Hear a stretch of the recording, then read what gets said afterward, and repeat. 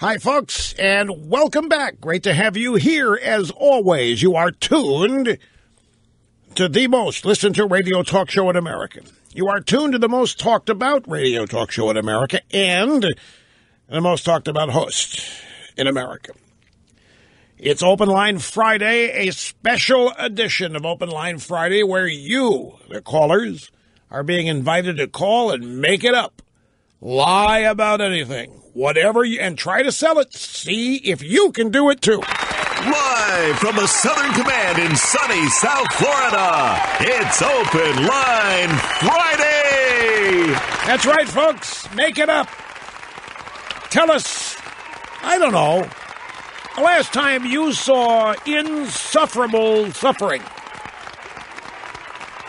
Or anything. Just make it up. See if you can sell the lie. Right. Tell us how you were the brains behind the EIB network. Anyway, great to have you here. Telephone number is 800-282-2882 and the email address lrushbo@eibnet.com. Mr. Snerdley reminded me of something. I did a troop visit to Afghanistan in 2005. It was February 2005. And one of the 3 or 4 of the plane trips that we took from site to site inside Afghanistan was on a C-130 that was under the command of the Texas Air National Guard, a great, great crew. And the day we were to leave Kandahar and go to Bagram Air Force Base, we're completing our round robin, and from Bagram we're going to head back to Kabul.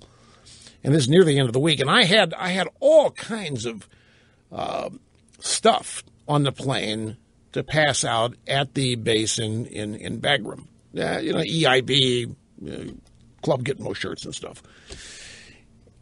And within minutes of takeoff, within minutes after taking off from Kandahar, we had engine trouble on the right side. There are 4 engines on a C-130 Hercules. We had engine trouble. We had to circle back. And we didn't know. We didn't lose the engine, but something was wrong with it, and we would have. And the pilots said that it's too risky, so let's set back down in Kandahar.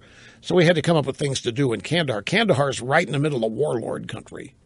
We had dinner the night before with some local allies of us, but there were some warlords, on the fringes as well. It was dangerous stuff.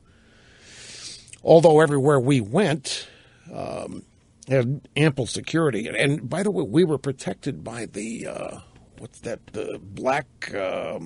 the independent contractor group that the Democrats had. Blackwater, the Blackwater guys were our security, and man, did they make you feel safe. These were no-nonsense guys. They were driving the SUVs, and you talk about corkscrewing. Anyway, Snerdley said, can you imagine what would happen to you if you would have come back and talked about make up some heroic tale about how the pilot had a heart attack and you, having never flown an airplane, had to take second seat in that airplane and bring it down, and you lost the engine and it was touch and go and you may not have made it. If you would have come back and embellished that story at all for your own benefit, can you imagine what they would be doing to you in the news if they ever found out about it? And I had to nod my head in acknowledgement. Mr. Snerdley had a great point. But well, they'd be circling the wagons and I'd be in the wagon, true. But here's the difference. And I'm not looking for any gold stars. Please don't misunderstand. It never occurred to me. It would never occur to me. It didn't happen, number one. But number two, even if I were so inclined, there were witnesses who would know I was making it up. Witnesses but these guys all loved me. This Texas Air Guard crew, I didn't run into any. I mean, I ran into a bunch of Democrats and the enlisted troops when I did troop appearances and so forth. They were nice. They were cool. But, I mean, these guys, I would have destroyed them if I'd have made up stories and so forth about my heroism during this trip. It would never occur to me to do. That's another thing about this that just is kind of, those of us who know Brian Williams, this comes as a complete and total shock. Now, apparently it's not a shock to those who know him well inside NBC.